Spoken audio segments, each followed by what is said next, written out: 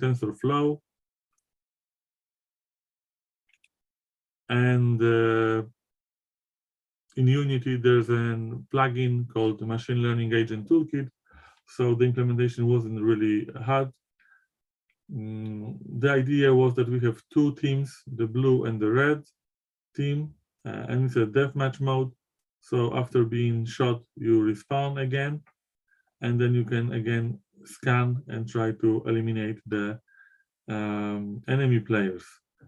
And based on that, which one you actually eliminate, you get the fitness function points.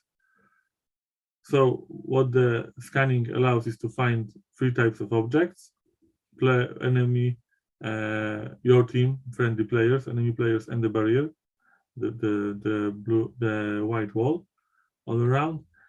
And then also, so this network will get 3 types of information.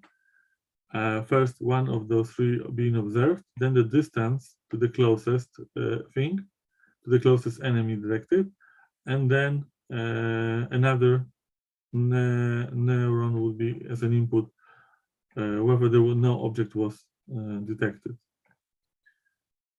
So it's just to optimize the algorithm to check and loop for every NPC, for every tank. And the output is one of the 5: do nothing, move forward, move backwards, to retreat maybe, turn left, right, and then shoot, but it's only available once a second, so it's not like someone is spamming the fire button. You can only shoot once a second, so every other NPC also has a time to react, maybe to run away or maybe to counterattack. And then again, the reward is for defeating an enemy, and if you're shooting at your own players, then you have a penalty of -1. So that's the feedback from the network, and that is being then evaluated with a fitness function. This is the network type that was used. It had 2 inner layers. The ReLU function was used there, and it has those 87 nodes input for each tank, those 3 inputs, and it has 6 output. Sorry, it's for 1 tank only. Why I say 1 tank, but it's 87 inputs because it's for every enemy, for every action.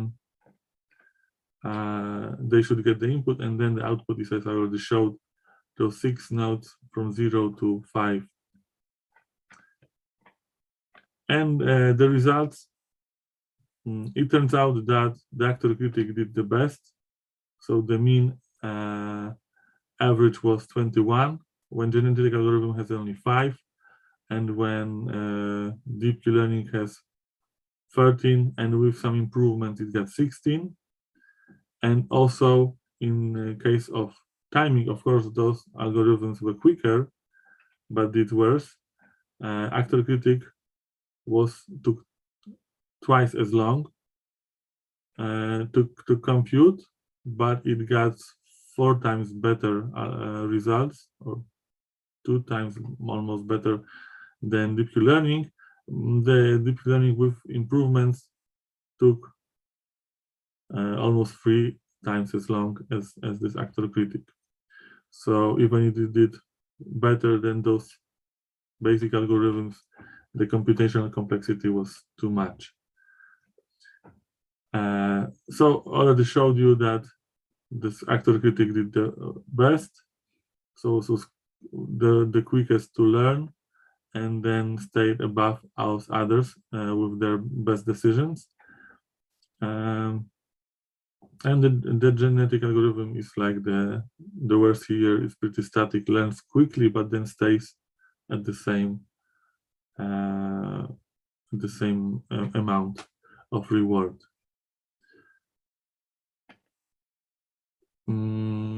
So for more complex problems, the DQN and actor critic have better results and have an advantage over genetic algorithm. And the first was that all algorithms were successfully used in video games by adding intelligent behavior to non-player characters. I guess these are the main things. We've already found out then that also another video game was overtaken by computers. OpenAI 5 has beaten humans in Dota 2. So that's another it's MOBA, multiplayer or battle arena type of game, where also the AI has beaten humans. So that's the second example, and then the third one here is so once we know that it's okay and gives better results than the already known algorithms and used in the past, the deep learning, the reinforcement learning algorithms give better results but take longer to learn. Then we try to make it quicker by running it in parallel. So this thesis actually focus on how to make those algorithms in parallel. There were different implementations and approaches for that already. And we used one and ran with some arbitrarily taken hyperparameters. And what it turned out that depending on the platform, of course, because that's why the platform here was given and it's important, it's like a state-of-the-art video gamer machine, I would say. Maybe the GeForce is a bit older now. But I would say that this kind of processor and amount of RAM is like the gamer computer, we call them at that time. So within this computer, we try to run the learning algorithms in parallel on 8 cores, on 16 cores, or 16, maybe not cores, the virtual cores, like different plots. And depending on how many we use, the quicker the learning happened. But after a while, it turned out that running too many parallel processes actually make it lag and make it longer. So the optimal value here was the blue one, 256 parallel environments. That was the quickest to learn here. You can see here, got this highest value is the quickest. And then if you want more parallel, then probably the platform was not powerful enough to have them, and the overhead of running in parallel make it slower.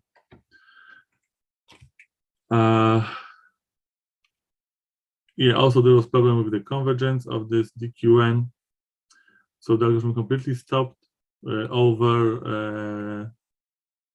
the environments higher than 520. And it could be associated with the quality of data that's been gathered in the replay buffer. So like the hardware problems actually prevented us from measuring the actual DQN. I haven't mentioned, we used now only 2 algorithms here to compare. The DQN that was presented before, and the new one is PPO, which is policy, where is the proximal policy optimization, and only those 2 are compared. So that's why I showed you first the PPO here, because with the DQN that couldn't be fully measured. Nevertheless, the takeaway is that around 500 of parallel environments can be used to speed up the AI computation on an average gamer computer. So here's the comparison, but again, this DQN is not fully converged. That's why probably we cannot compare those two directly. But you can see again, the quickest was here. Probably should be here, 256, and then again it grows with time to compute. In terms of throughput, so how many actually frames per second an algorithm can get, then again DQN was better, could consume more data in a shorter time, but as you can see, it not did so well with the computations. So it could get the data, but the computation took longer and was not fully converged to see how it actually did overall. There are some additional data about the GPU utilization and CPU. So we can see the computations mostly takes place on GPU, even if we have a CPU to be used. And as for the memory, also the GPU and CPU memory is used almost equally. CPU memory is usually a bigger amount, so maybe that's why it's also used a bit more than the GPU memory. In GPU only approach, there is no need to make copies to the CPU, so that's why it was quicker to use GPU only approach. Yeah, so I guess the conclusions I've already said on those slides. PPO algorithm was more stable with increasing number of environments, and they all could be used for computational intelligence, for computing the intelligence for old Atari video games. Okay, so now let's go back to a more practical thing. These are the research output, and now I would like to take a turn a bit from video games in education, where we know that the Minecraft being at one point in time most popular video game. When Microsoft bought the Minecraft, it gave the educational edition for Minecraft, so every school can use it and make those experiments for physics, for chemistry, for any other faculty, I would say, in the virtual environment. So if the trend is holds up, then I guess then going into virtual reality with Rec Room being for me like the corresponding platform to Minecraft, but in virtual reality. Of course, we can have Minecraft in virtual reality, but it's like another fork of the main trend, I would say. But Minecraft was so popular because you could mod it, modify different elements, make your own games within the Minecraft, like those shooter games, adventure games, so you can hide games inside Minecraft. Of course, also copies of different other games like Mario games and Portal games and FPS games. I mean, first-person shooters games. So this Rec Room is another evolution milestone, that it becomes the platform itself. It's not a game. It's not the environment. It's like a platform for creating own games, but also educational materials, educational resources within virtual reality. That's why I also focus on virtual reality, because it's connected to video games and to education both, and it's also a potential platform to use the AI, because all those NPCs that we train in Unreal Engine could be those NPCs here in virtual reality. So talking about VR, I'll maybe make a quick introduction about what kind of experiences you can have with VR, because there are different depending on how expensive equipment you want to get and how much you want to dive into this virtual reality. So even with first setup of Vive headset or any other of this class headset, you have to choose whether you want the room scale experience or the standing only or sit down experience.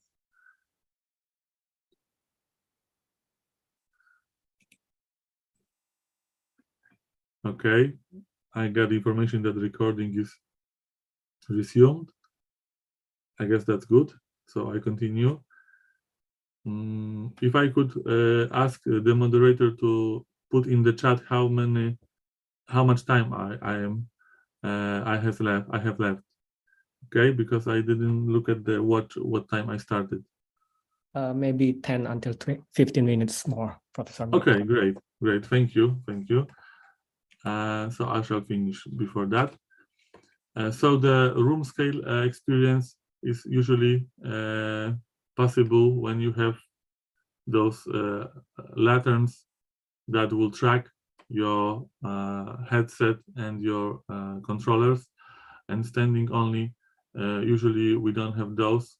So you only track the orientation of the head, but not actually moving it around. So these are the lanterns that I speak of. And they track you within a given area. So there are two types here, three types if you take into account the sit-down experience. And depending on type of equipment that you have, you can have different experiences of the immersion. Immersion is actually the idea, the aspect that we try to measure when we go from regular desktop video game into a virtual video game. And with this last thesis that I want to show you the findings, the last one was about finding how the immersion can be broken when trying to convert the video game from regular to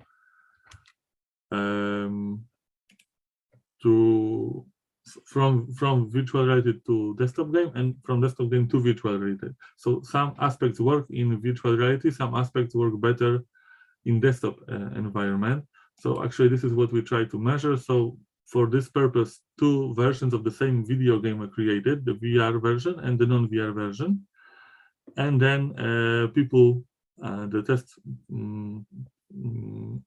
play testers, tried both of these versions and then share the experiences in a questionnaire. So I will talk about it more in a moment, so I just skip it now because it's an older version of what can be used today. But what we actually, what I was fascinated by is those use cases of VR. So there are two video games in VR that actually work better or actually work in VR. The first one is a Polish video game called Super Hot, and it was desktop game before, but only when it became a VR game, it made sense for me because you can actually do the bullet time like Neo in Matrix, because the main idea here within Super Hot is that the time moves when you move. When you move slowly, time moves slowly. When you move quick, time moves quick. That's why you could dodge those bullets. And the other one is because I am fan of, as a being a musician, I'm fan of rhythmic games like Guitar Hero and Rock Band. So this is the best, I guess, implementation of this kind of game. It's called Beat Saber, and you have to actually slice the cubes to the rhythm of the music. And why Beat Saber? It's a lightsaber. It works in VR because you don't. If you just with a regular saber, you would have some kind of interaction when you try to hit an object. Then you should have some force feedback, right? And if it's lightsaber, you don't have any of this because you can slide anything with no force at all. That's why it works best in VR. And these are the mechanics that work, like also shooting a longbow. There's also a demo of that if you use Steam VR.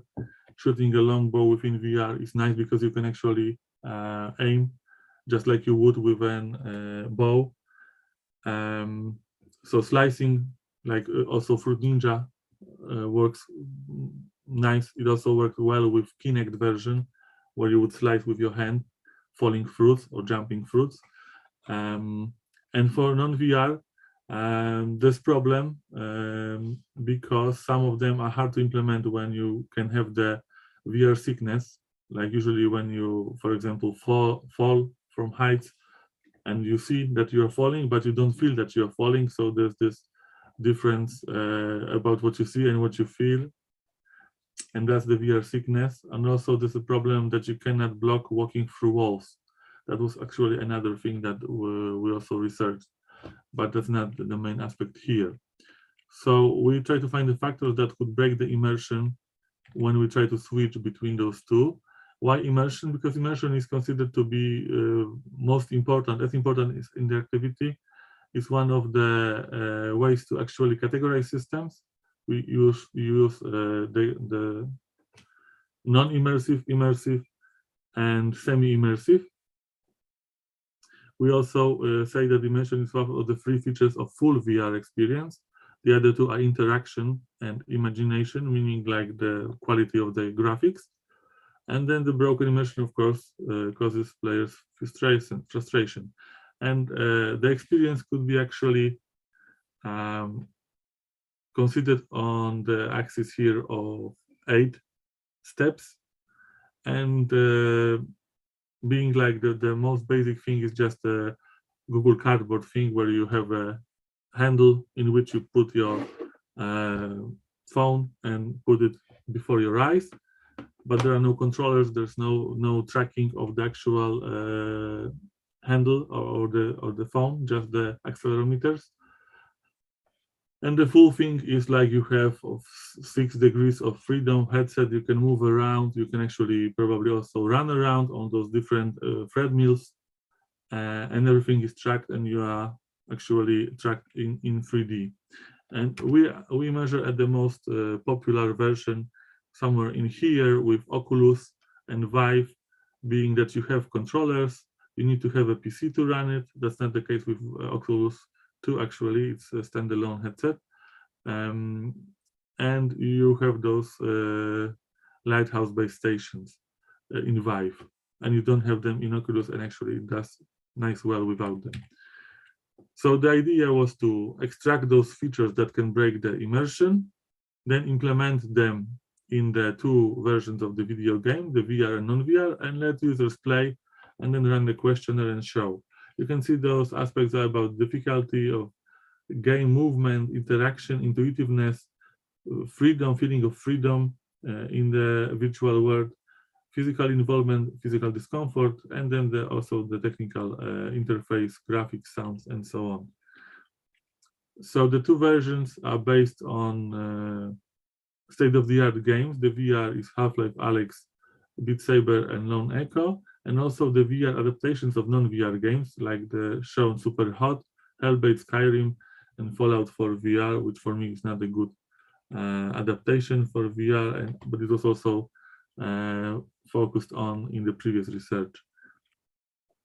And then a Unity engine was used with add-ons like UModeler, ProBuilder, and Unity XR for operating the headset, and it was the Oculus 2, Meta Oculus 2, Oculus Quest 2, oh, that's the name. So again, the assumptions was to have those functionalities in both versions, accordingly adopted in VR and non-VR, and then user would play and show and tell within the questionnaire which one was better for certain aspects of the gameplay. So the main mechanics used was to avoid the cameras, so you could crouch behind an object. You could distract the camera by shooting a gas projectile and hide within the cloud, or you can throw another object that the camera is distracted, and then you can, and stops for a moment, and you can then pass the area. So you should pass from A to B, from start to the end, not being spotted by the camera. And these are the different adaptations of the same mechanics. So on the left, we have non-VR version, where we grab an object, we only have the cursor, like the white circle here, that shows that we can click and grab an object. Of course, in virtual reality, we have the controller and have the full hand mapped, so we can actually grab the thing and we can swing and throw the object, which is not possible. We can only click to throw it in desktop version. The same with a gun. Here you have just the pointer at the center of the screen where you can aim and shoot. Within VR, of course, you can grab the gun in your hand and you can point any way you like. You can shoot any direction you like, independently of the camera where you look. So you can shoot another way than you actually look, which is not possible in desktop experience. And after all, after the test in the same environment, the questionnaire was given to the test players, so they could in VR they could laser point the answers.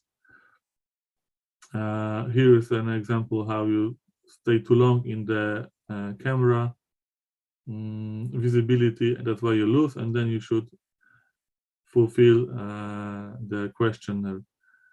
Like virtual keyboard is used when needed, and checkboxes are mostly done for the questionnaire. The same thing is in non-VR version when you just checkbox responses. And here the responses were given by 26 people, and each tested both platforms in different order. Half of them first had the VR, then the non-VR. The other half has first the non-VR version, and they had previous experiences with VR. Mostly were familiar with video games and new technologies. They were in the 20s with high physical fitness and no contradictions against using VR.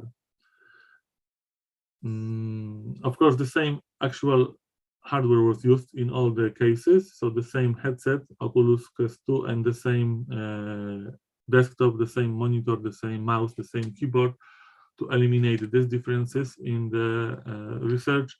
And you can see the differences were really small between those, but they were. Here are the results against the actual questionnaire questions. So this green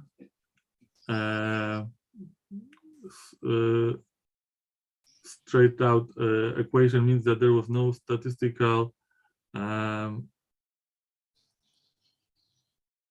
there was statistical significance, and the red equal sign is that there was no statistical significance. So most of the time there were actual statistical significance for this results, and also most of the time the VR experience was better. So in case of difficulty of here actually the only, I guess the second one is about the movement, actual turning, crouching and hiding, because it demands physical moving around, is where the players are not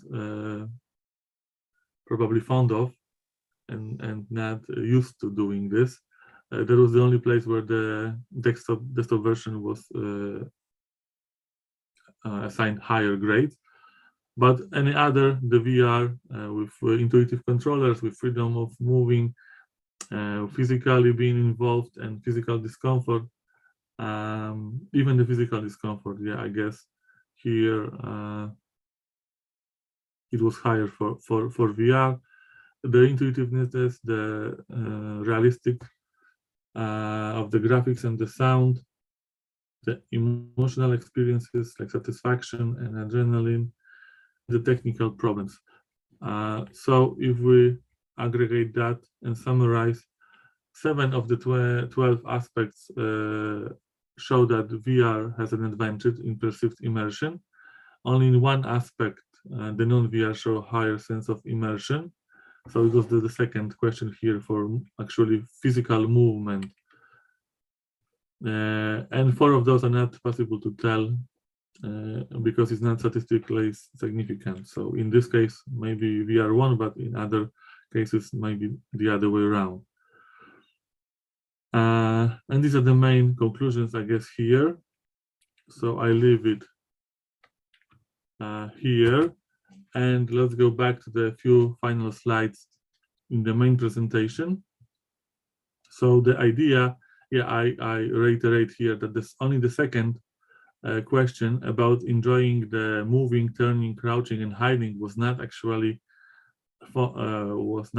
better graded by the test players in VR, because video game players are not used to that. So they thought it was too much. And from my experience, when I first tried VR, and then I saw those interfaces like in Iron Man, where you move your hands around to show things, it's fine, but only for 3 minutes. After that, you really feel that your hand's gonna fall off because it's too exhausting. So if you are to work like 8 hours, 5 days a week, with that interface, you would really need a lot of stamina and strength to use it, because it's easier just to move the mouse around and click with one hand, with one finger, right? And the same thing happens with Beat Saber. Again, here I show one of the levels is that you have to actually crouch to avoid the obstacle. You have to go down. So when the player stands up, it's okay and has those sabers moving around. But if it needs to get down like this, in my age, it's really problematic. So I find that it's really not okay, and I don't like this kind of mechanics in the game. It's too demanding for me. I usually sit down and play the whole thing sitting down, or just like that. Yeah, so I guess this is it. My main conclusion about VR is that's not for everyone. It's not about the price, because we've seen lately that Apple did its headset, and it was 10 times the price of the Oculus, actually. But it's not because of the price, it's because of those kinds of experiences that you have in VR, the VR sickness, the physical strength that's demanded with virtual environments. Probably it needs another few iterations to make it accessible for, or maybe it will never be accessible for everyone, probably. And the remark that I've mentioned about ChatGPT, because it's now on everyone's lips and everyone talks that the ChatGPT will take jobs from humans. My approach is humans are always being needed just to improve the ChatGPT, and if it will be self-improving, probably there'll still be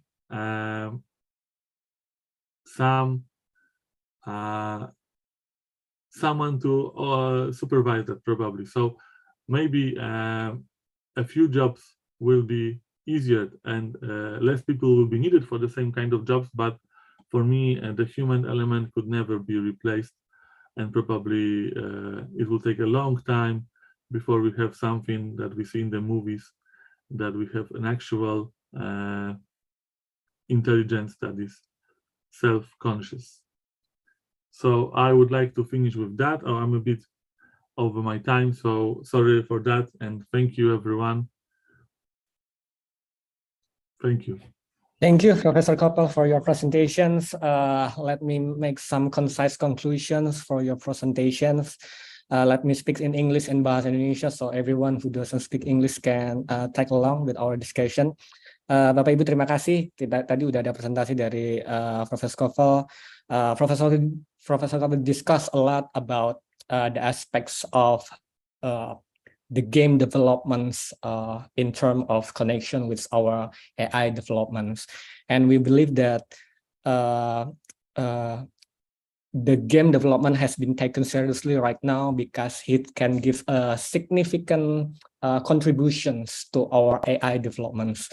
Many times game development is considered only on aspect of entertainment only. Banyak kita berpikir bahwa pengembangan game itu hanya sekedar untuk aspek entertainment saja, sekedar main dan segala macam. Tapi Profesor Koppel tadi menerangkan bahwa game development and game development study, pembelajaran soal game development juga bisa punya kontribusi yang besar untuk pengembangan teknologi AI atau artificial intelligence kita. One of the good examples that Professor Koppel give is about the self-driving car, where we can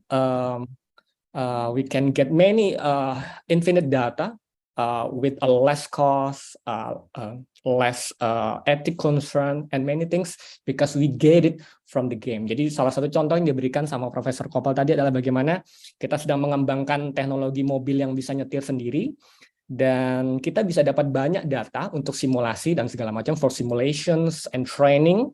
Untuk simulasi dan training itu dari game gitu ya. Jadi misalnya game setir-setiran gitu ya, misalnya kita bisa dapat ambil datanya dan itu bisa buat jadi bahan training buat self-driving car-nya kita, buat teknologi self-driving mobil yang bisa nyetir sendiri. Profesor Koppel also give a very good example about our VR technology, soal virtual reality teknologi kita, gitu kan istilahnya.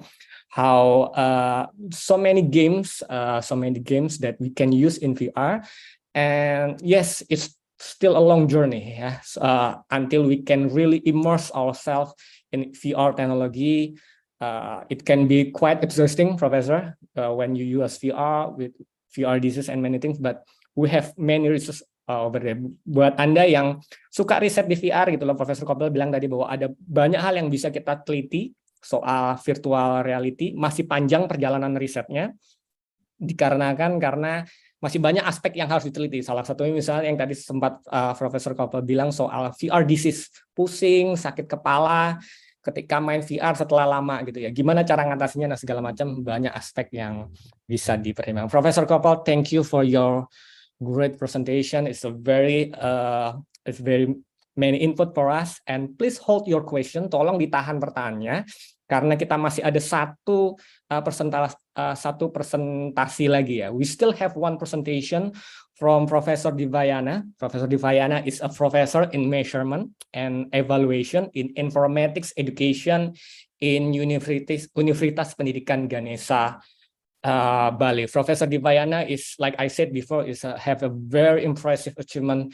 38 years old as guru besar, 38 tahun udah jadi guru besar, dan salah satu guru besar termuda, bukan salah satu, one of the youngest professor guru besar in Universitas Pendidikan Bali.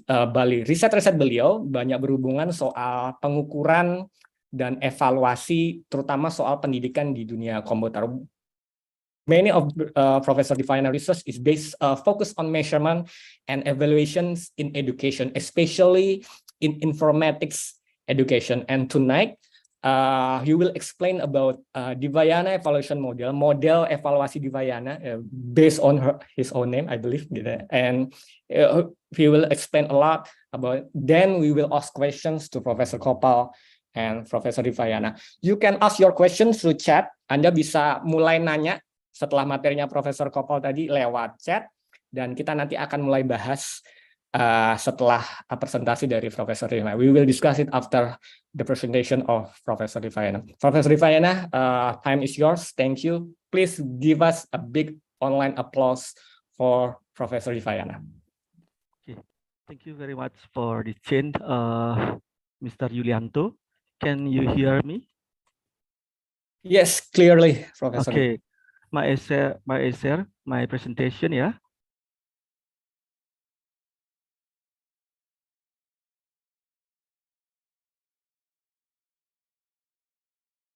Okay, all participants, you can see my presentation, yeah. Yes, Professor. Okay, good evening, ladies and gentlemen. Om Swastiastu. Assalamualaikum warahmatullahi wabarakatuh. Salam kebajikan, salam sejahtera untuk kita semua. My name is Dewa Gede Hendra Dipayana. I'm from Universitas Pendidikan Ganesha in north of Bali, Singaraja, exactly. I'm a professor in the field of measurement and evaluation in informatics education. First of all, I want to thank you for the Honorable Director of Polytechnic Samarinda State Agriculture or representative,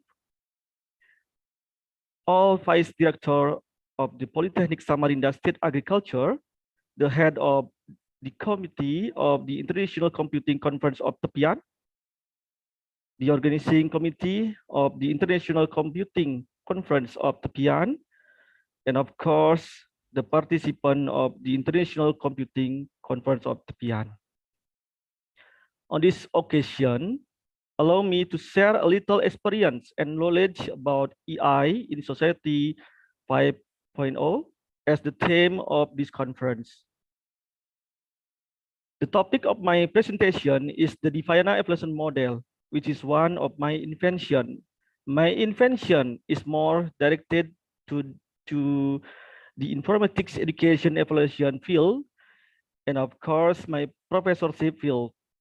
Of course, this topic is related to AI in Society 5.0 because in principle, the model that I create is based on one of the decision support system methods, which is part of AI. This model is applied in the field of educational evaluation, which is useful for solving problems in the field of informatic education in Society 5.0. Before going to the core of the discussion regarding the Defiana evaluation model, I need to convey briefly things that are common and are known by many people, namely the concept of Society 5.0, AI, and AI transformation in education field in the Society 5.0. Well, first of all, starting from the overview of Society 5.0. There were several eras that occurred before appearing the era of Society 5.0. The first is the era of Society 1.0. At this time, humans began to know about forming a group into society. Humans defined themselves by hunting for food and moving place to survive. Humans made simple tools and used natural force such as fire to cook and protect themselves. Second, Society 2.0. Society 2.0 is said to as the era of agriculture or the agricultural revolution. Humans focus on developing science because by cultivating crops, humans do not have to worry about hunting and moving around to find a place to live that has a source of food. In this era, humans began to settle down and build more complex societies so that various kingdoms appear, writing was introduced until big cities began to stand. I'm so sorry, Professor. It looks like your presentation is not moving. Oh, I'm sorry. I think.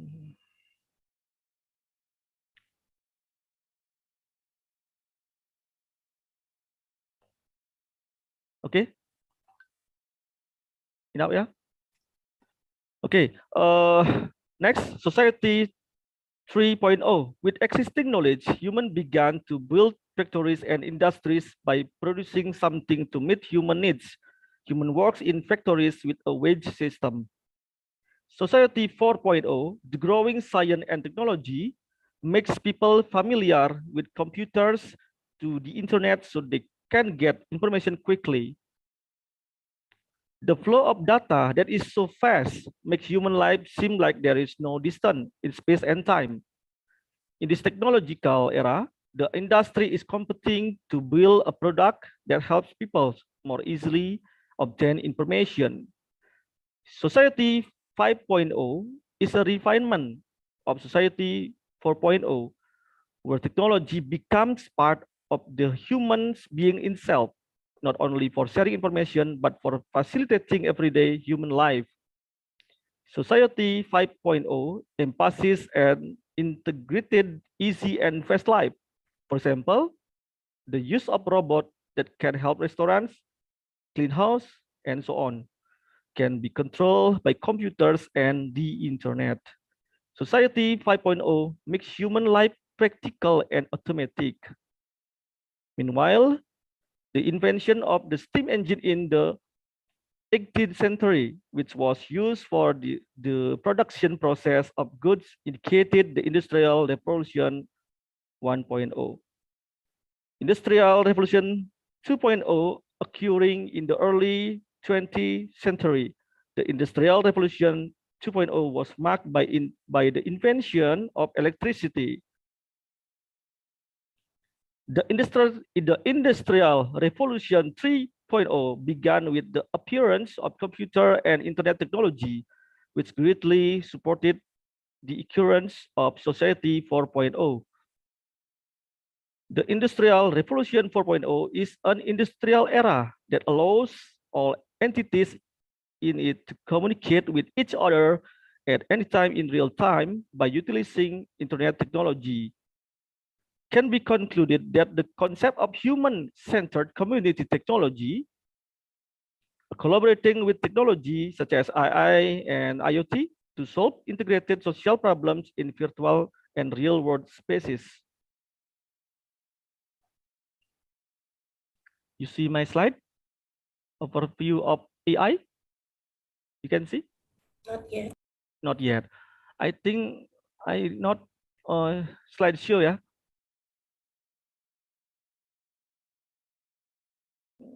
May we help you, Professor? Maybe we will operate the presentation for you. Okay. Okay. Let me wait a minute.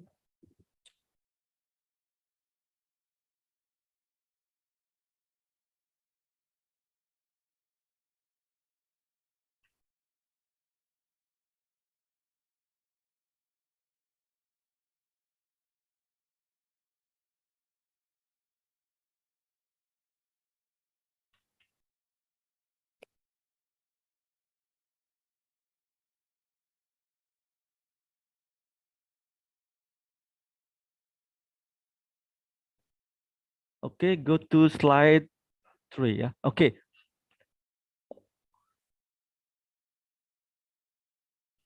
Is it? Can you see the slide 3? Okay. Okay. I see. Okay. Overview of AI, artificial intelligence. Yeah. Is a simulation of human intelligence applied to computer system or other machine device, so that the device has a way of thinking like humans. Take a look at the image below, showing the importance of AI in supporting and integrating various activities in life today and even in the future. Okay, next slide.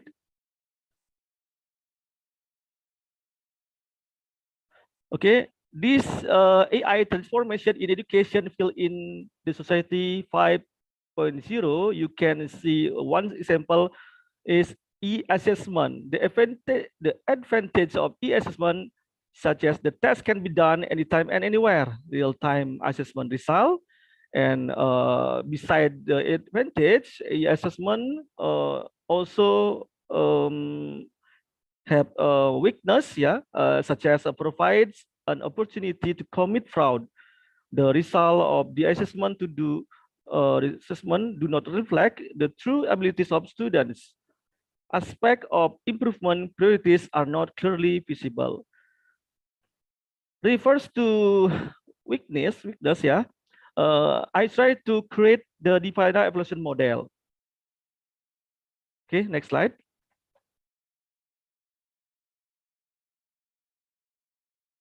Okay, the core of materials consists of 7 part. Yeah. The first is background of the definite evaluation model. Second, definition of definite evaluation model. The third is stage of definite evaluation model. Fourth is simulation of formula calculations in the definite evaluation model. And then next, implementation of the definite evaluation model in evaluation application, result outcomes related to the definite evaluation model, and last is conclusion. Next. Okay, we can see the background. Yeah, a program or object in the field of IT education can be said to be of higher quality if the program or object has been effectively used to solve problems in the field of informatics education. However, the facts on the ground show that informatics education program are not always superior and definitely have limitations or obstacles. The appearance of these obstacles must be influenced by internal and external aspects. To know for sure this aspect, it is necessary to carry out evaluation activities. Several educational evaluation models that can be used to evaluate, such as CIPP, Context Input Process Product, Countenance Evaluation Model, Formative Summative Evaluation Model, Goal-Free Evaluation Model, Goal-Based Evaluation Model, Discrepancy Evaluation Model, and CSA-UCLA Evaluation Model. All those evaluation models, no one has been able to pinpoint recommendation priorities related to the most dominant aspect determining the effectiveness of a program. Therefore, my idea arose to create an evaluation model called the definite evaluation model. This model can be used to determine the dominant aspect that affect the program effectiveness being evaluated by providing appropriate recommendation to decision maker.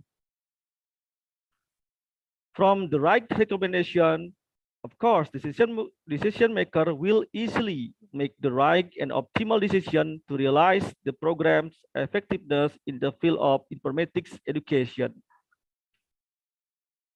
Okay, next slide. The definition of definite evaluation model. The definite evaluation model is one of the innovation in the field of evaluation created by me. Yeah, the invention of the definite evaluation model has been protected by the Ministry of Law and Human Rights of the Republic of Indonesia based on copyright number 00197532 date August 7, 2020. This model can be used to evaluate ICT-based education services, ICT-based learning processes, information technology education policies, and other general matters in the field of ICT-based education. Based on the name, the definite model is an acronym derived from the initial letters of each of the following words: description, input, verification, action, YAC, analysis, nominate, and actualization. The main purpose of creating this evaluation model is to determine priority recommendations from the higher to the lowest level of several recommendations given by decision makers to solve some of the problems found in the field.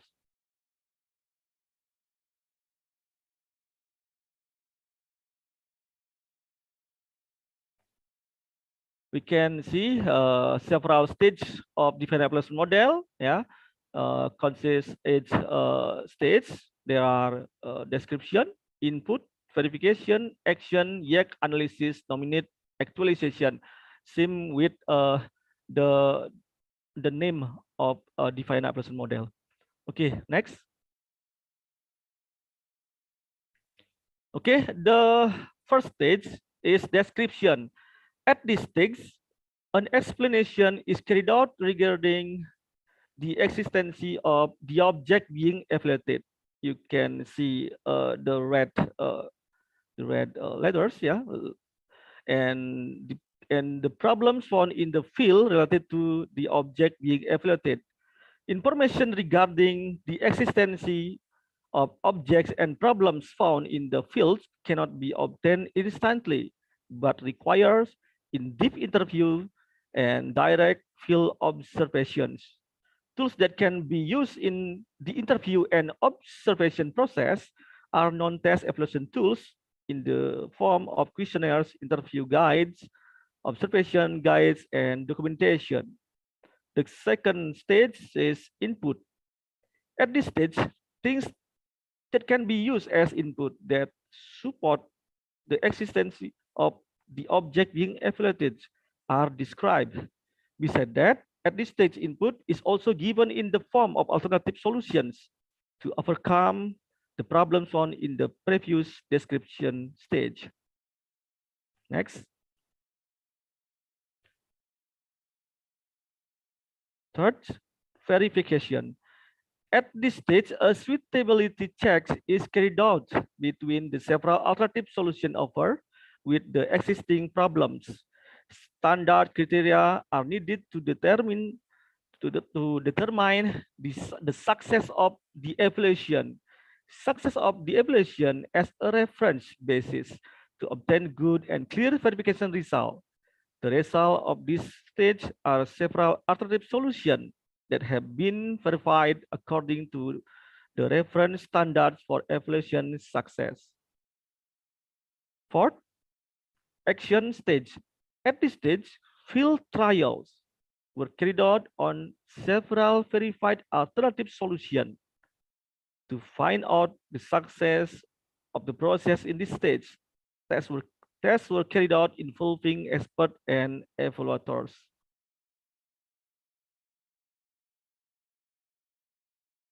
Okay. Fifth, YAC stage.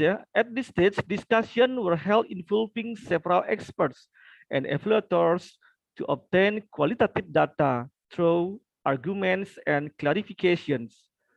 This qualitative data can later be used as a reinforcement of the quantitative data obtained from the results of tests carried out in the action stage. Six, analysis stage. At this stage, an analysis is carried out regarding the quantitative and qualitative data obtained from the action stage and the YAC stage. The analytical technique used to analyze quantitative data is descriptive quantitative, using percentage descriptive calculations to determine the effectiveness level of each alternative solutions, while qualitative data is analyzed using data triangulation through cross-checking the result of the quantitative data analysis with data obtained from interviews, observations, and documentation.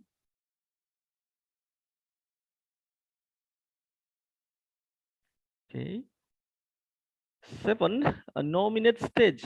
At this stage, the ranking of priority recommendation is carried out from the highest level to the lowest level, which is sourced from the effectiveness level of each alternative solution obtained from the analysis stage.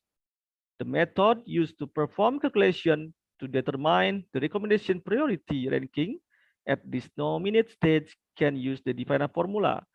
The Divina formula consists of three equations, including the equation 1 to determine the revision of average weights, equation 2 to determine the D factor value as a normalization value, and the last equation 3 to determine the R vector value as a ranking value.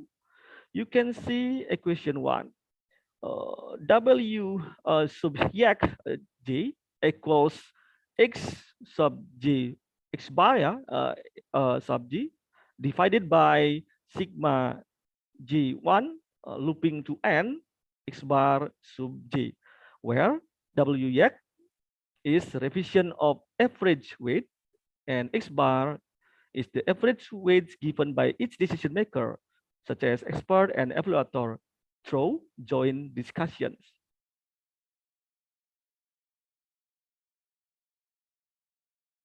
Okay, equation 2 D sub A equals the product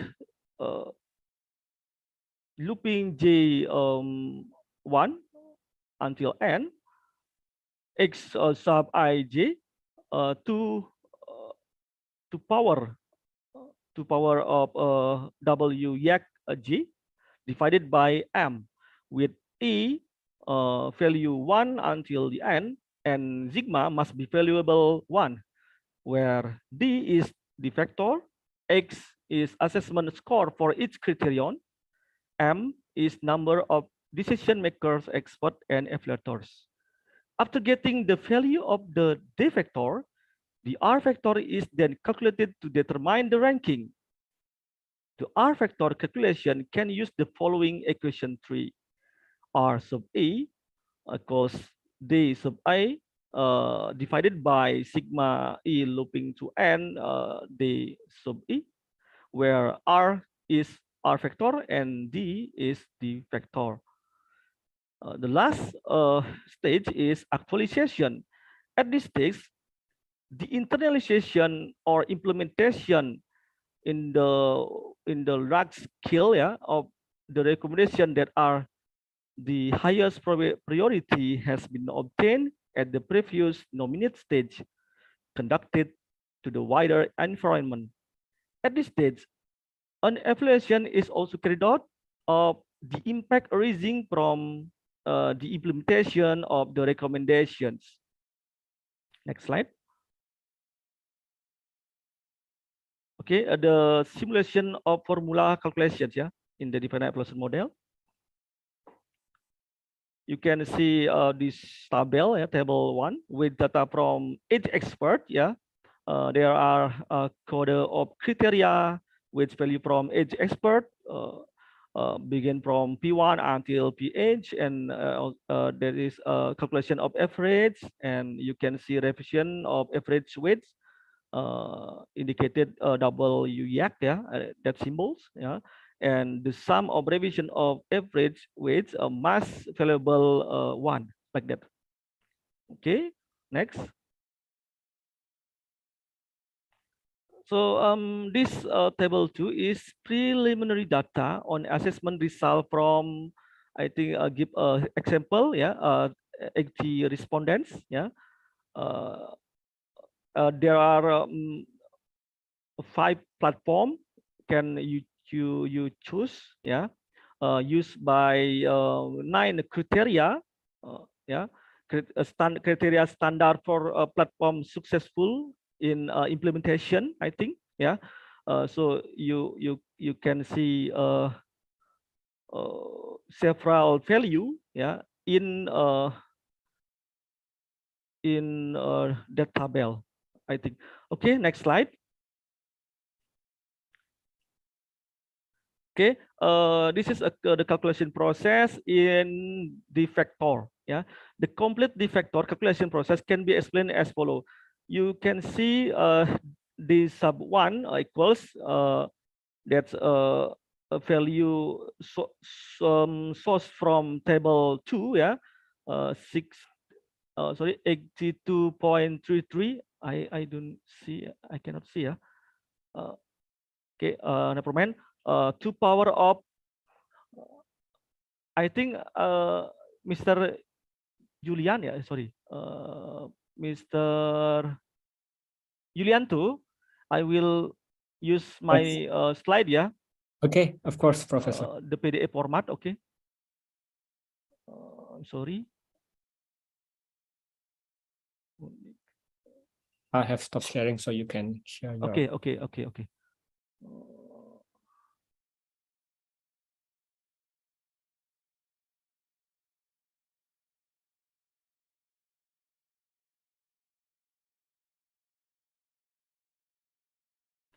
Okay, I use PDF format.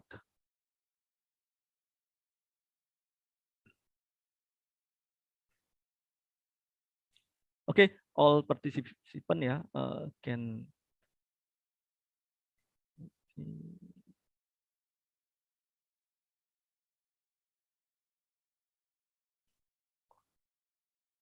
Okay, I repeat again to explain this formula. Okay, this subject, the sub one equals this value, yeah, 82.33 resource from table 2, this value, okay, and you can to power, to power the 0.110 resource from table 1, especially in this value, yeah, revision of average wage for criteria 1, yeah, you understand, yeah, okay, and then this score multiple by next score, ya, until criteria 9, okay, until this value in criteria 9 divided by the numbers of respondent, yeah, this respondent, I think the score of 8, yeah, equals 8.77, yeah, the continuous calculation until the sub 5. Okay, next, the R factor, yeah, the complete R factor calculation process can be explained as follows. Same with before, R1, yeah, R sub 1 equals D sub 1 divided by the total of the 1 plus the 2 plus the 3 plus the 4 and plus the 5. You can calculate R1 until R5, like that. Okay, recapitulation results, yeah, based on this value or score, yeah, R factor, you can recapitulation into this figure, yeah. That figure shows the platform that is most suitable and a priority for use in online learning during the social distancing period due to the corona pandemic is Moodle. Why Moodle? Because the Moodle has higher score, yeah, if compared with other platforms, like that. This score sourced by R factor score, exactly, like that. I think this calculation is very simple. Like you know about weighted product, I think, yeah. But in the different in this formula is weighted product not divided by all respondent.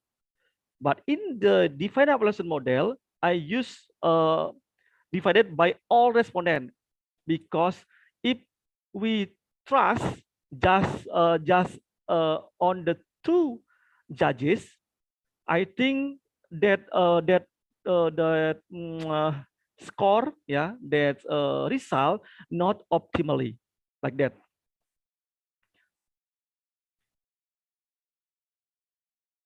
Okay, this implementation of the Viana evaluation model in evaluation application.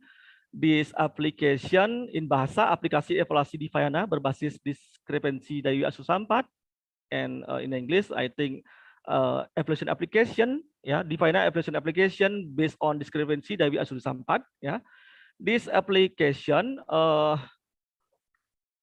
can create, yeah, funding from Directorate General of Research and Development, Ministry of Education and Culture of the Republic of Indonesia. This my invention, yeah. I try to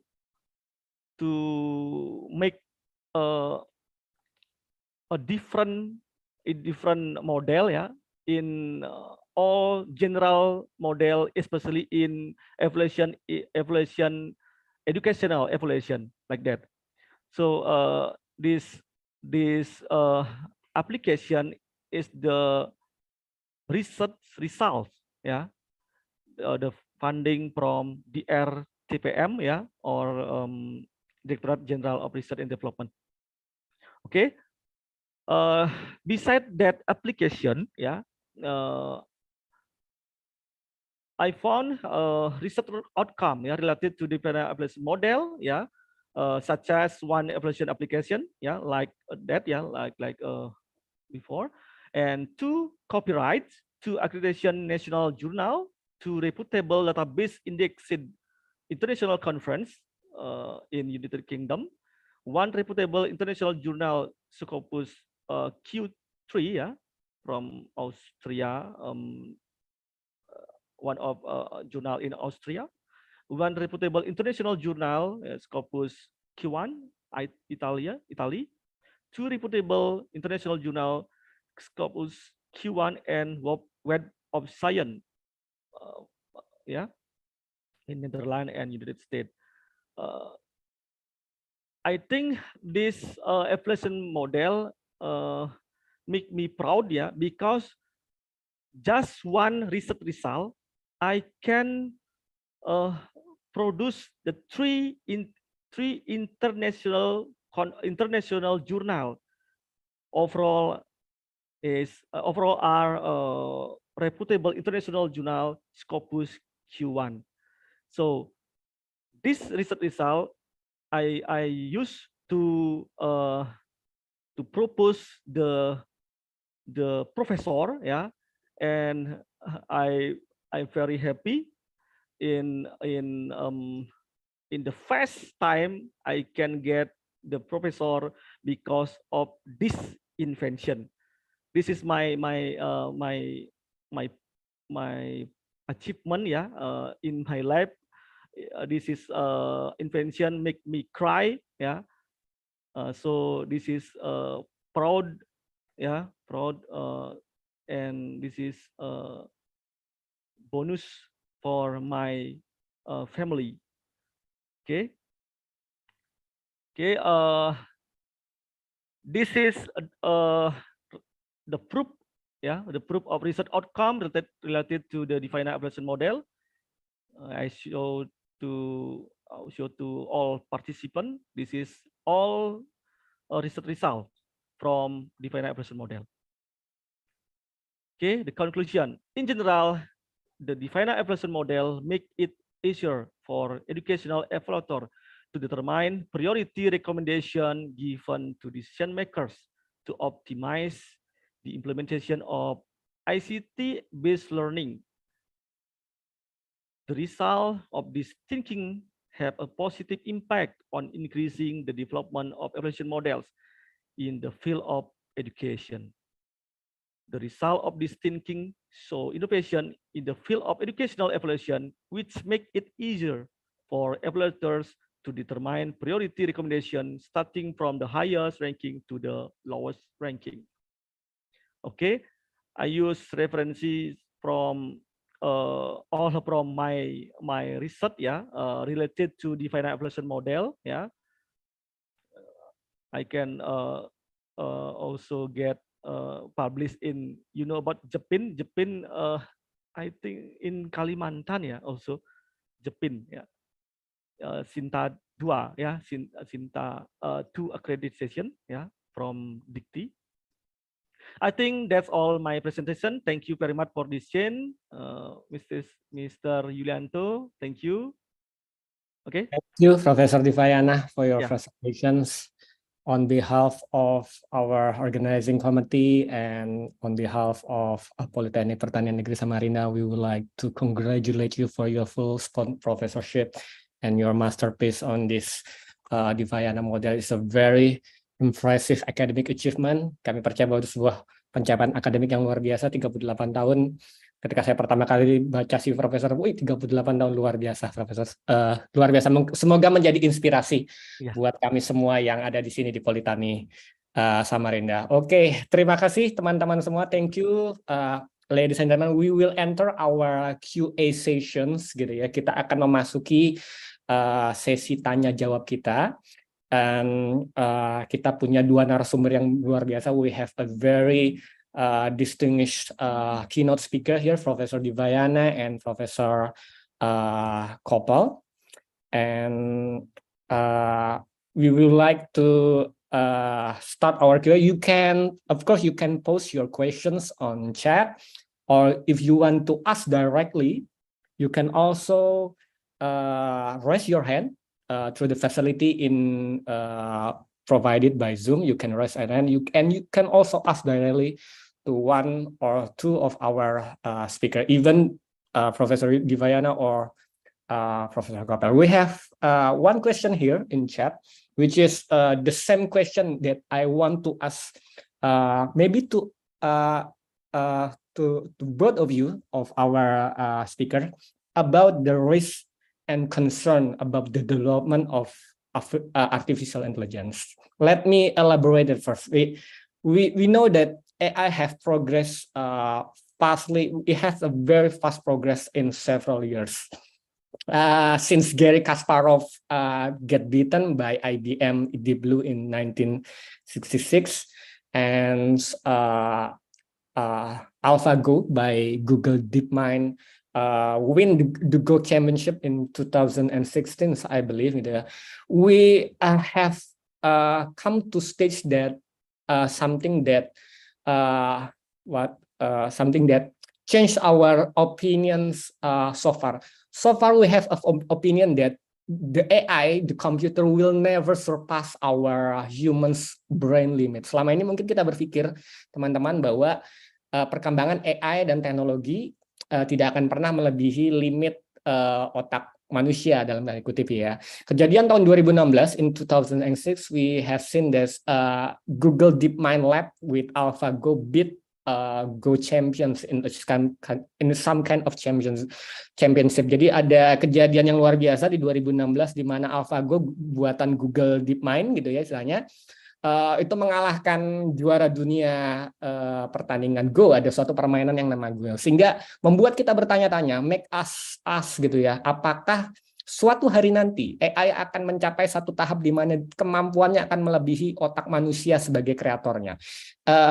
Apakah suatu hari, one day, the AI will surpass its creator limits, its brain limit. So there is many risks. It's exciting, but also quite frightening.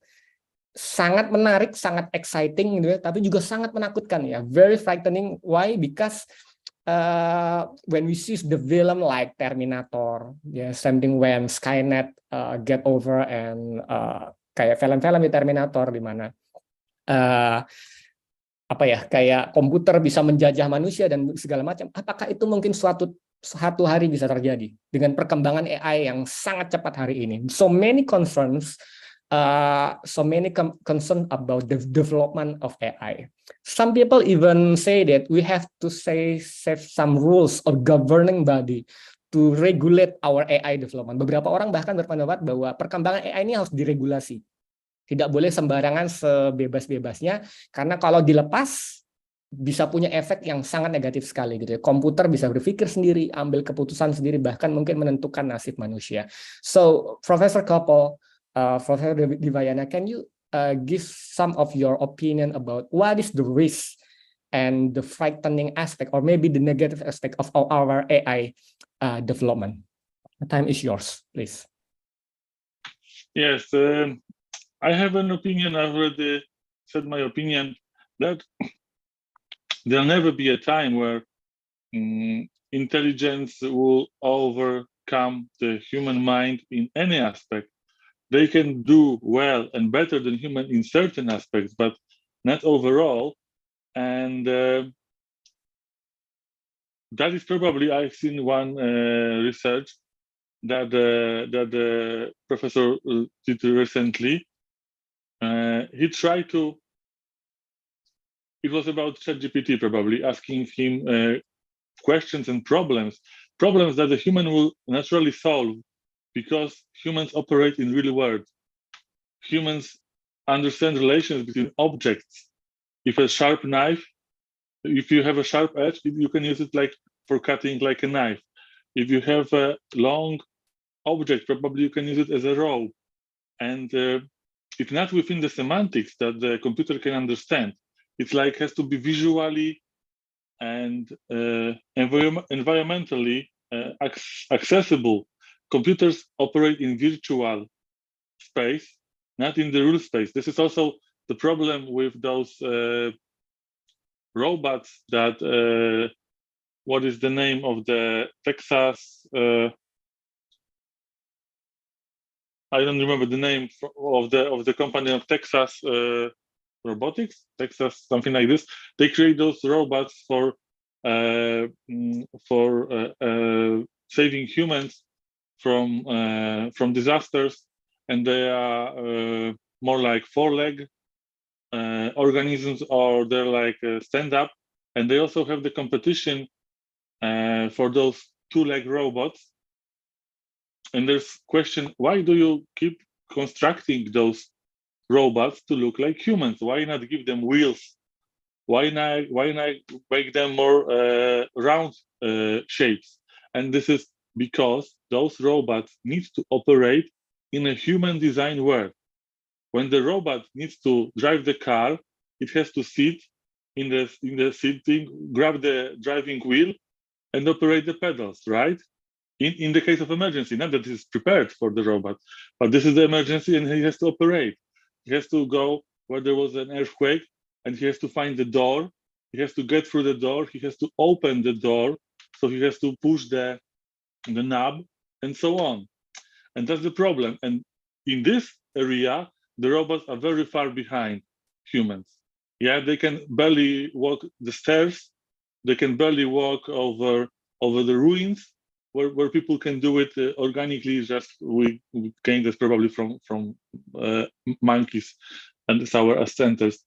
So this is one area, and one problem that they won't operate in the real world. Unless they operate in the real world, they can learn these things. But right now they operate in the virtual world, and they don't have the understanding of those objects. So the research that I referred previously, it was like giving the problems when you have a sharp edge object and you need to cut something, and the ChatGPT couldn't find the connection and couldn't get this object to cut something, for example, to open the can or something.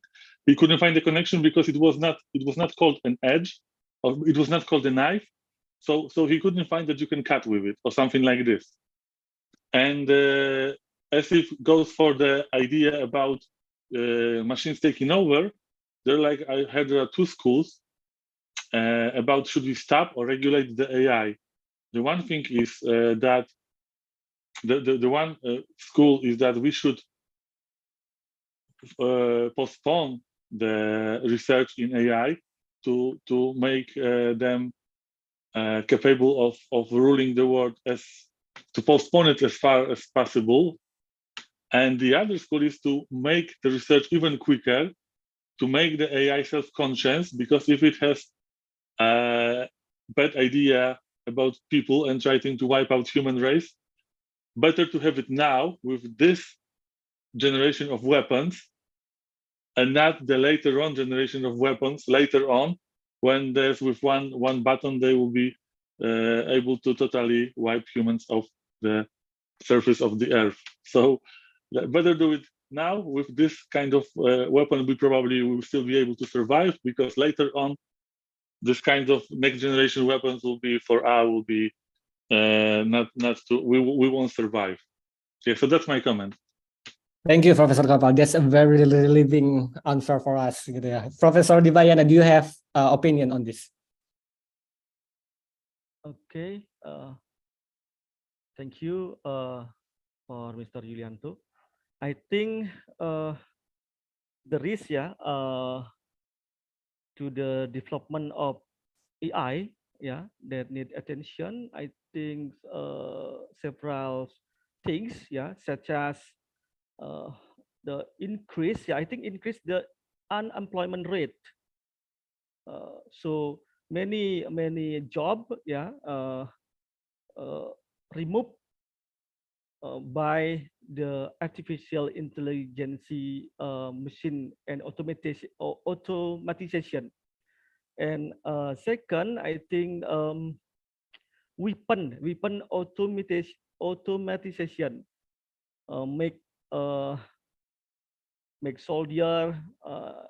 I think we can need the soldier, but the machine can remove their job because occurs and new weapon automatization.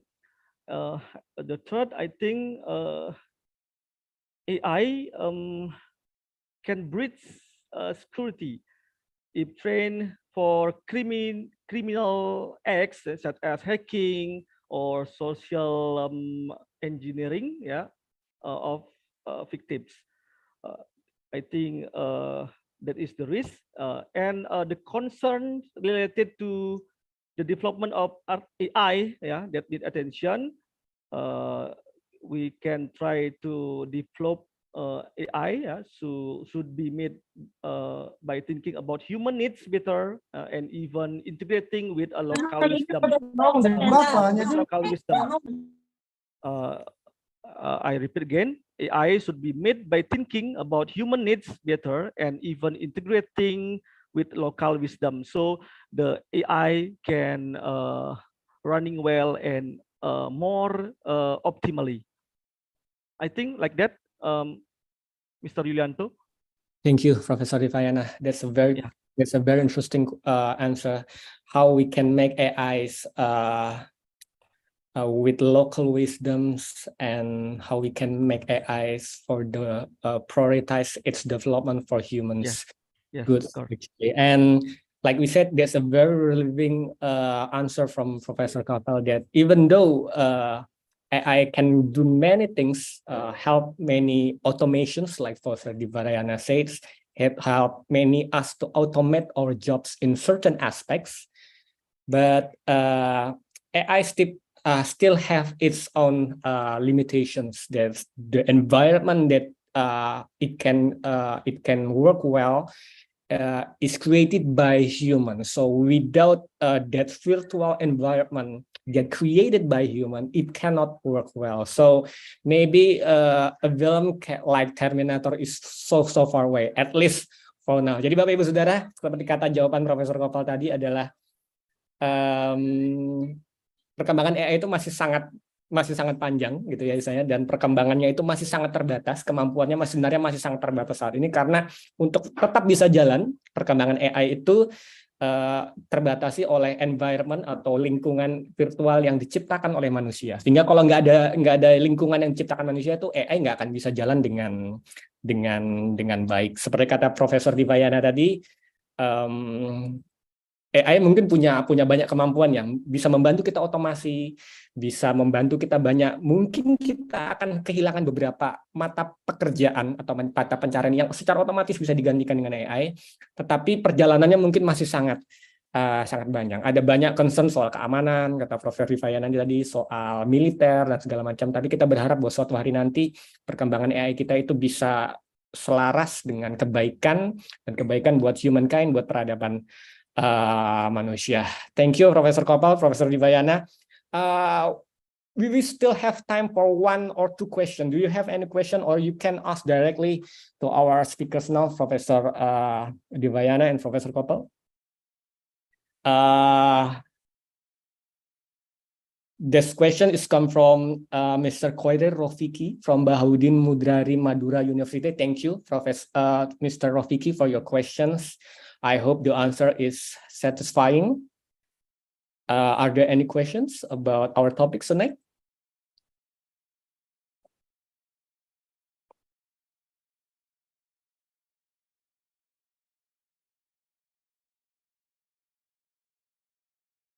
I think maybe it's quite clear. Maybe I don't know. Maybe the organizing committee, if you not there's no objection from Professor Kopal or from them, we can ask some of your maybe contacts, so we can email you or ask some question next time if we have any concern about the. I hope it's fine for you, gitu ya. I think thank you very much, ladies and gentlemen, our distinguished speakers, our honorable guests. Thank you for joining us in this remarkable sessions of discussions and presentation. We have talked quite a lot about artificial intelligence, its progress, its future, and we believe that it's very exciting. The experience as an IT persons, as someone who get involved in IT development, we believe that AI will be the future, and it's one of the sexiest topics and one of the sexiest research fields right now. And we believe that machine learning, artificial intelligence will be the future of our IT right now. But it also, like it said, that it's on many aspects of can maybe concerning of negative effect that we have to handle and overcome. For closing statement, do you have any closing statement for our session tonight? Maybe from Professor Koppel first. Yeah, I'd like to thank you again for this invitation and the opportunity for coming here. And as a takeaway, I would say again, reiterate again what you've already repeated many times. I would not be afraid of AI taking over any soon now, and it looks maybe scary. The narration is to be scary maybe for some, but they're mostly demonizing the thing or don't fully understand those who try to speak about it this way. It's just another step in the evolution, and I guess we should grasp it and go along with it.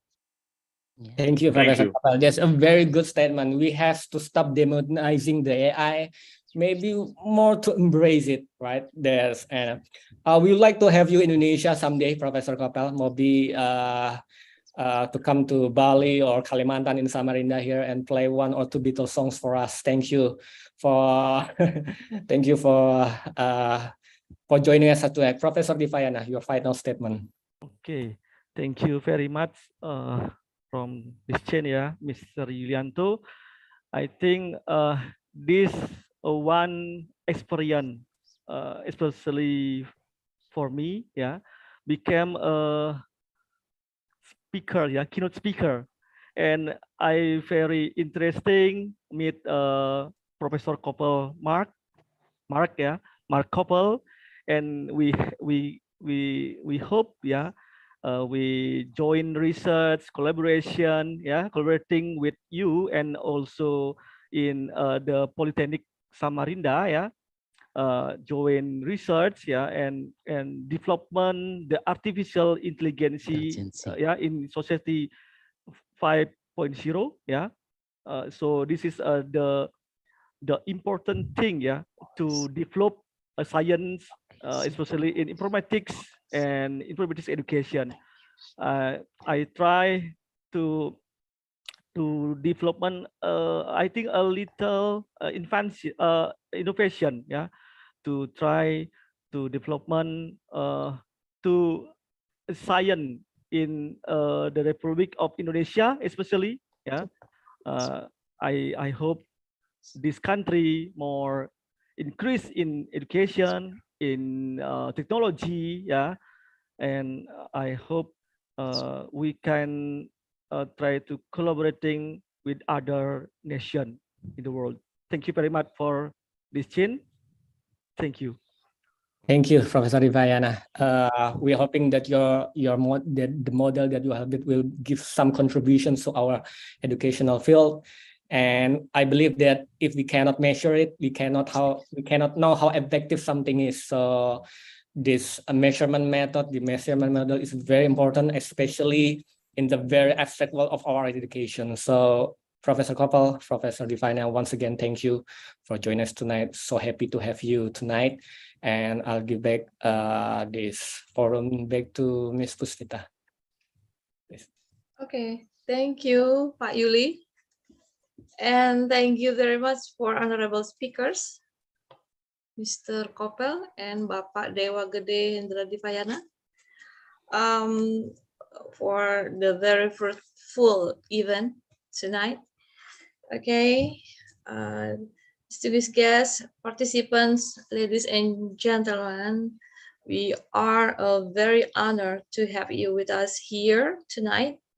We have had productive and inspiring time together, and this event about to come to the very end. We hope you have found the presentation on this conference are informative and hopeful.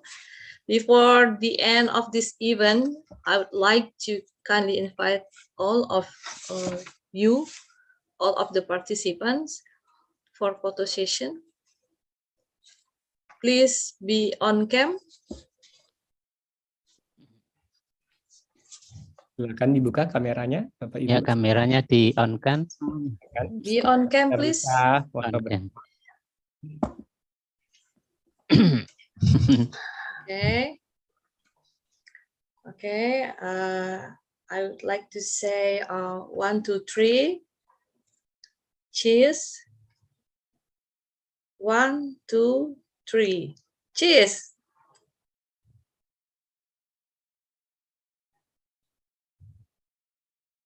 Okay. Once more. 1, 2, 3.